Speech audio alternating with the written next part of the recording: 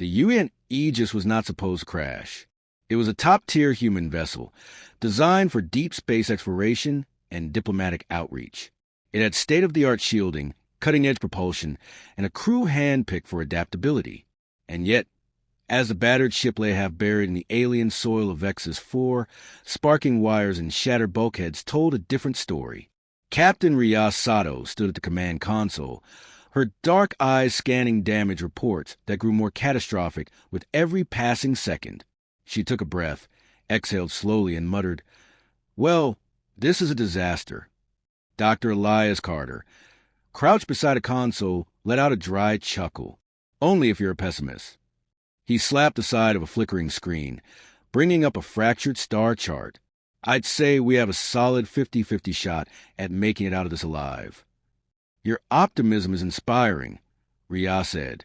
"Captain, hull integrity is at 43%, chimed in Aisha Patel, the ship's lead engineer. She pushed a stray lock of hair from her face, her grease-streaked fingers leaving another smudge on her cheek. "Main power is shot, but I've managed to reroute life support. We won't suffocate." "Probably." From the rear of the bridge, Lieutenant Marco Mac Vasquez groaned as he sat up, his pilot's jacket singed from the emergency landing. "Great, because air was my biggest concern, not the massive Zareth fleet that just shot us out of the sky." At the mention of the Zareth, the mood in the room shifted. The reptilian warlords had been hunting human ships for months, their brutal expansion swallowing colonies and outposts whole. The Aegis had barely escaped its last encounter, limping away with a smoking hull, until Vexus 4's gravity well had dragged them down. Now they were stranded, and worse, they weren't alone. They had seen movement on the planet's surface before impact. Structures, possibly a settlement, but it wasn't Zareth. The architecture was too clean, too precise. The crew had debated whether to send a distress signal, and in the end, necessity had won out.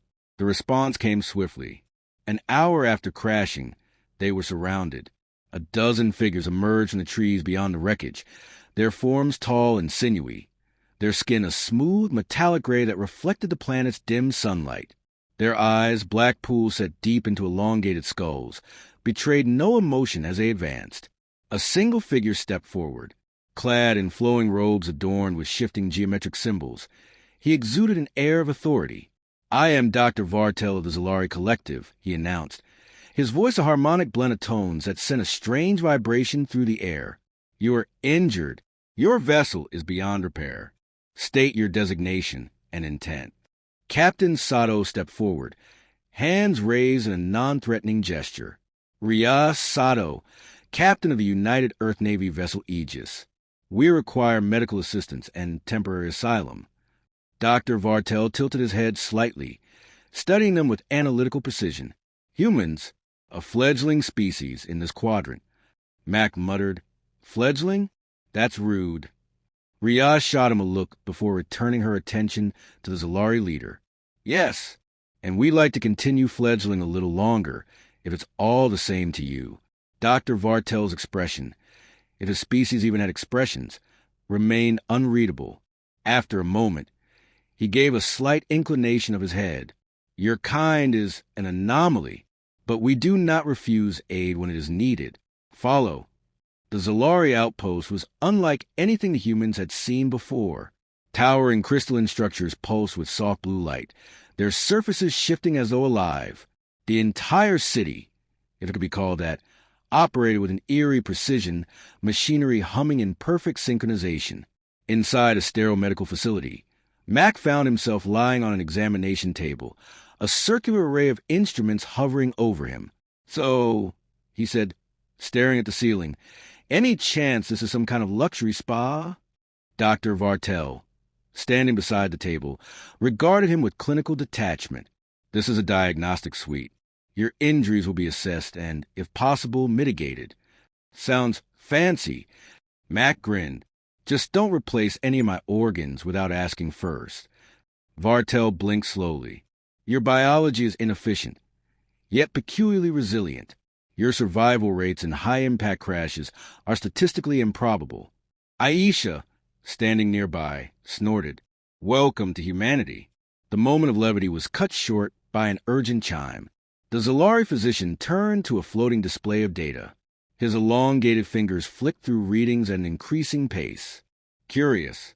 Your body exhibits extreme fluctuations in neurotransmitter activity. Elevated cortisol, irregular adrenaline cycling. Max smirked. Yeah, that's what happens when you get shot at and crash land on an alien world. We call it stress. Dr. Vartel barely acknowledged the comment. I refer to your regenerative capacity. Even with extensive soft tissue trauma, your cellular structures are attempting reconstitution beyond expected parameters. Aisha and Carter exchanged glances. Wait, Aisha said, you're saying he's healing faster than normal? Vartel hesitated. Faster than is logical. Before the implications could settle, the room shook. A klaxon blared. The soft blue lighting in the facility dimmed, replaced by flashing red indicators. Riaz's voice crackled through a nearby comm panel. Everyone, gear up. We've got incoming. Mac pushed himself upright despite a sharp protest from his ribs. Let me guess. Dr. Vartel exhaled, an odd, almost reluctant sound. The Zereth have found you. Outside, the sky had darkened with the shadows of descending warships. The Zereth struck with ruthless efficiency. The sky above the Zalari outpost burned red as plasma bolts lanced downward, scarring the pristine crystalline structures. Explosions rippled through the city, sending tremors through the medical facility where Mac Vasquez was still half-strapped to a diagnostic table. Captain Riaz Sato's voice crackled through the intercom. All personnel, defensive positions. We hold the line until we figure out a way off this rock. Mac groaned, trying to sit up. His ribs protested, but he ignored them. I swear, I can't take a nap without somebody blowing something up.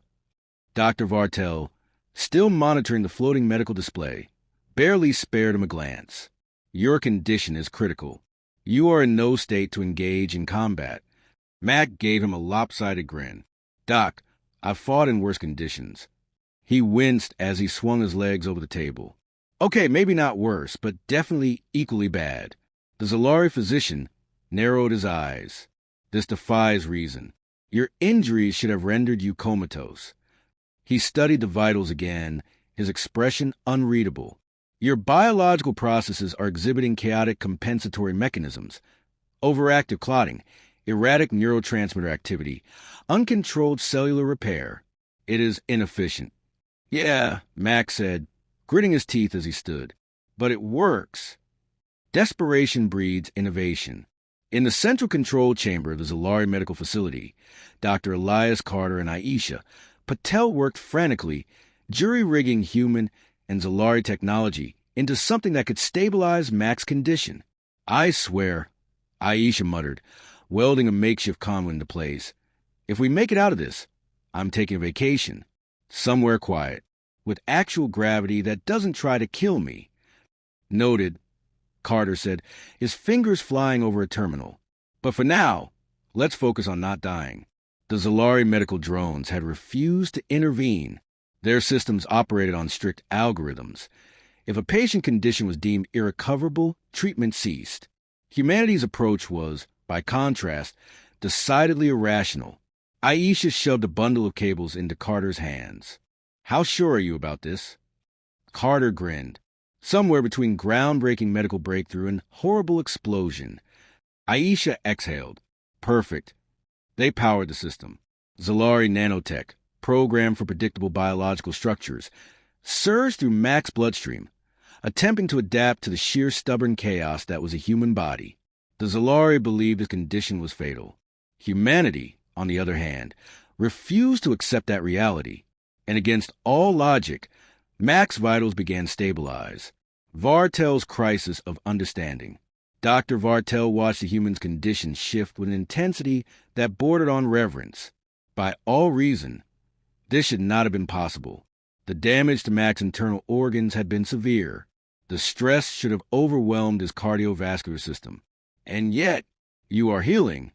The words escaped Vartel before he could stop them. He turned to Carter. How? Carter smirked. We're human. We get creative. Vartel's brow furrowed. That is not an answer. It's the best you're going to get, Max said, still woozy but grinning. Now, can someone give me a sandwich? Dying makes me hungry. Before Vartel could respond, a detonation rocked the facility. The doors to the chamber shuddered. The Zareth were closing in. Ria's voice came through the comms again, tight with urgency. We need an evac plan. Now! Vartel turned to the humans, hesitation flickering across his face. For the first time in his life, he was faced with something he could not explain. Humanity's resilience was not simply an anomaly. It was something else entirely. And against all logic, he found himself making a choice. I will help you escape. The impossible exit. With Zara forces breaching the outer perimeter, the team scrambled to the Zalari transport bay. The alien vessels, sleek and designed for efficiency, were not built for rapid deployment. Until Aisha got her hands on them. Who designed these ships? She muttered, tearing out a control panel and rewiring it. A species that's never been in a hurry? Vartel, standing nearby, blinked. We optimize for precision. Well, we optimize for getting the hell out when things go south. She yanked a bundle of wires. The ship hummed to life, its engine glow shifting from blue to an urgent, human-engineered red. Now we're talking. Outside, plasma fire erupted as the Zareth breached the city. Zalari forces, though technologically superior, were enused to war. The humans, however, thrived in it. Mac, still recovering but grinning wildly, turned to Ria. You thinking what I'm thinking? Ria smirked. Reckless, borderline suicidal escape? Exactly. They boarded the modified transport, with Carter and Aisha rigging the Zalari shielding system to run on overdrive. As the ship lifted off, Zareth fighters pursued, their weapons locking on. Aisha shouted, "Shields are at max capacity," for about 30 seconds. More than enough. Mac, despite his injuries, gripped the controls. Hold on to something. The escape and the realization. Mac pushed the ship to its limits, twisting through the city's crystalline spires, skimming low over reflective surfaces that sent sensor readings haywire. The Zareth, used to predictable engagements, couldn't keep up. The humans adapted. As they reached the upper atmosphere, the shield overloaded, discharging an impulsive energy that knocked their pursuers into disarray. The path was clear. For the first time, Vartel felt uncertainty, not about the human survival, but about the nature of their existence. "You should not be alive," he murmured, staring at Mac. Mac, still pale but grinning, winked. "Yeah, we get that a lot." The ship jumped to hyperspace, leaving Vexus and an astonished Zalari physician behind. The escape from Vexus, for it had been reckless, borderline suicidal. So, fairly standard by human definitions. But Captain Rias Sato had no time to celebrate. The stolen Zalari transport wasn't built for long-range travel, and the damage it had sustained during their getaway meant that their hyperdrive was one bad vibration away from total failure. The moment they dropped out of hyperspace, alarms blared. "Somebody tell me that's just a friendly diagnostic check," Rias said, already knowing the answer. "Hyperdrive's fried," Aisha Patel confirmed from a co-pilot's chair. Her fingers flew over the alien controls, coaxing them into human compliance.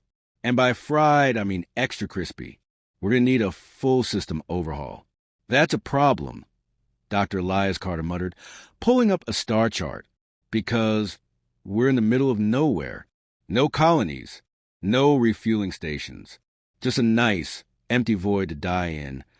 Mac Vasquez, still recovering but annoyingly alert, leaned against a bulkhead. "Come on, document. Have a little faith. We've survived worse." "I'm running out of worse to compare to." No good options. They drifted in an uncharted system, a star burning dimly at its heart. The ship's power was low, their supplies limited. Even if they managed to repair the hyperdrive, they needed fuel. Vartel, seated in the corner, observed the humans with quiet intensity.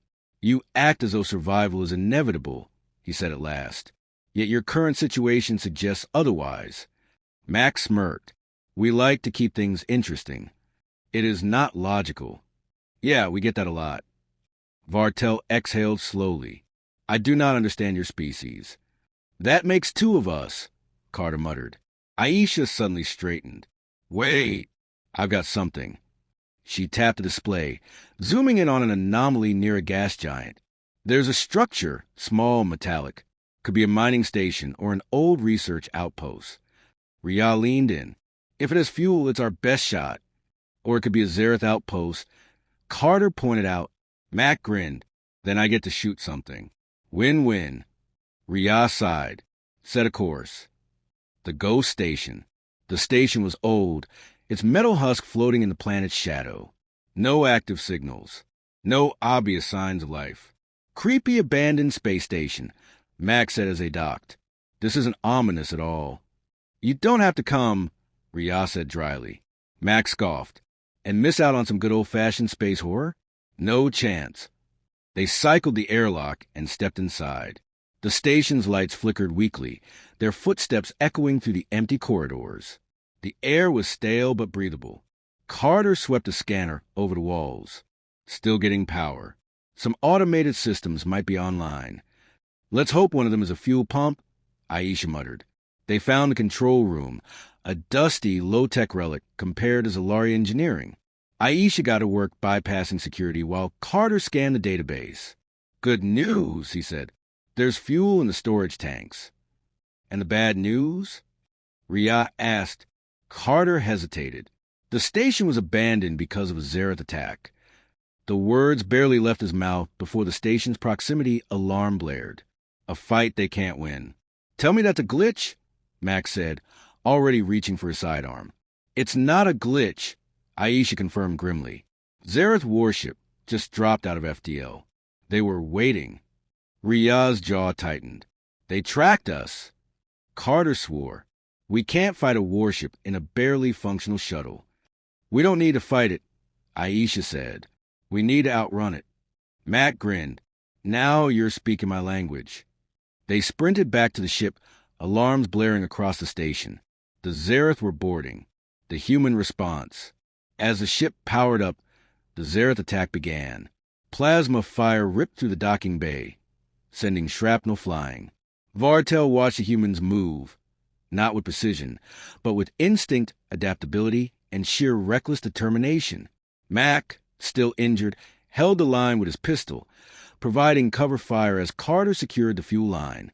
Aisha overloaded the station's reactor, setting a timer for catastrophic failure.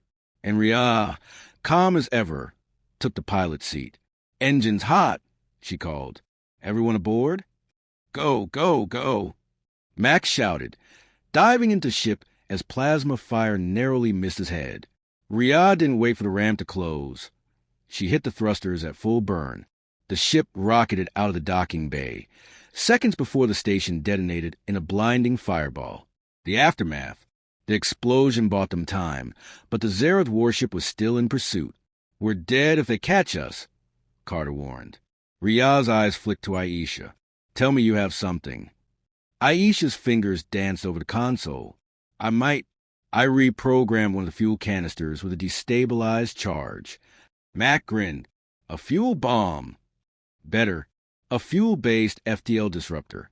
Vartel watched, fascinated, as the humans improvised a weapon in real time.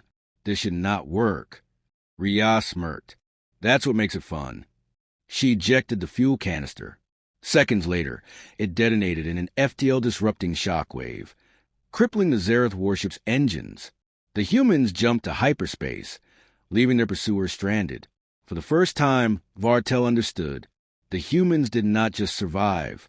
They turned desperation into strategy. They created solutions in chaos. They were not logical, and that made them dangerous. The UN Aegis had crashed. Their makeshift escape shuttle was falling apart, and a Zareth war fleet was still hunting them. But Captain Riyah Sato's crew had survived against impossible odds before, and they weren't about to stop now. No way out. The ship's stolen Zalari hyperdrive sputtered and died as they dropped out of FDL. Warning lights flickered across the controls. Aisha Patel slammed her fist on the console, as if sheer frustration could force it back to life. No good, she said breathless. Hyperdrive burnout. We're dead in the water. Dr. Elias Carter leaned against the bulkhead, arms crossed. Where exactly is this nowhere we just stranded ourselves in? Mac Vasquez, still sore but grinning, squinted at the NAV display. Oh, this nowhere? Just a little stretch of void with a lovely view of a black hole. Carter groaned. Fantastic. Vartel, silent until now, stepped forward. This situation is untenable. The Zareth will locate us within the hour. Riat exhaled slowly. He was right. They had nowhere to run and no weapon strong enough to fend off a full Zareth fleet. For the first time since this ordeal began, the odds seemed truly insurmountable. And yet, we're not out of options, Riat said. The crew turned toward her. We just have to get creative. The last stupid plan. Mac rubbed his hands together. Tell me this involves explosions.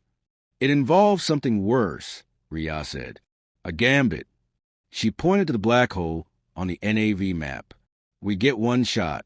We slingshot around the event horizon, using the gravitational pull to slingshot us back into real space before we cross the point of no return. Aisha blinked. That's insane, Carter finished. Vartel, for once, looked genuinely unsettled. That is a death sentence. Mac, however, was grinning. Oh, hell yes. Vartel's brow furrowed. You are enthusiastic about this? Mac clapped him on the shoulder. Doc, if you haven't figured this out yet, humans live for bad ideas. Aisha sighed. I'll start recalibrating the engines. The Zareth arrived. Before they could implement their plan, the proximity alarm screamed. A Zareth battlecruiser dropped out of FTL, dwarfing their tiny, limping ship. This is Zareth Commander Koreshval. A guttural voice rasped over the comms. Surrender, and I will grant you the mercy of a swift death. Riat cut the comms. Time to move. Engines barely have enough power for a full burn, Aisha warned. We've only got one shot at this. Riat nodded. Then we make it count. She punched the thrusters to maximum, sending the ship hurtling toward the event horizon. The Zareth, sensing their prey trying to flee, opened fire. The slingshot maneuver. Plasma bolts streaked past the hull, one shot grazing their starboard wing, sending the ship spiraling. Mac fought the controls. Teeth gritted. This would be way easier if our ship wasn't held together with duct tape and stubbornness. Hold her steady. Riat barked. The ship tilted dangerously, caught between the Zareth barrage and the black hole's overwhelming gravity. The display screamed warnings. Structural integrity at 23%. Aisha muttered frantic calculations. We need a precise escape trajectory or we're going in. Carter, gripping the console, turned to Vartel. Your people love math, right? Give us a miracle. Vartel hesitated for only a second. Then his fingers danced across the console, calculating an impossible trajectory in seconds. He pushed the data to Mac. Follow these coordinates. Mac adjusted course just as the black hole's gravity pulled them in, and then at the last possible moment, the ship whipped around the event horizon, the gravitational force slingshotting them at impossible speeds. The Zareth, caught in their own pursuit, had no time to react. The black holes caught their battlecruiser, dragging it toward oblivion. Koreshval's final transmission was a roar of rage before the signal cut out forever. The humans escaped. The aftermath and the Zalari revelation. In the eerie quiet of the cockpit, the crew sat in stunned silence. Mac finally let out a breathless laugh. Well, that was the dumbest thing I've ever done. Riat exhaled. And yet we survived. Vartel was speechless. The logic-defying maneuver. The sheer audacity of the human strategy. The reckless courage that had turned certain death into a victory. He stared at Riat, at Mac, at all of them. You, he began slowly, are an impossibility. Mac grinned. Welcome to the human race. Document. Vartel's voice was almost reverent. Your species that should not have survived this. And yet you did. Riat leaned back, eyes glinting. You know what they say. Adapt. Improvise. Overcome. Vartel's mind raced. His people, the Zalari, had always believed in order, logic, and probability. But humans? Humans broke probability. And if they could defy death this many times, Then perhaps humanity was far more powerful than anyone had realized, and that terrified him. Epilogue: a dangerous future. The ship limped toward a human outpost. Finally safe. Max stretched, wincing. So what now? Rhea smirked. Now we get patched up, get a new ship, and then... She met Vartel's gaze. We show the galaxy why humans should never be underestimated. Vartel's throat tightened, because after what he had seen, after what he had witnessed, he believed it.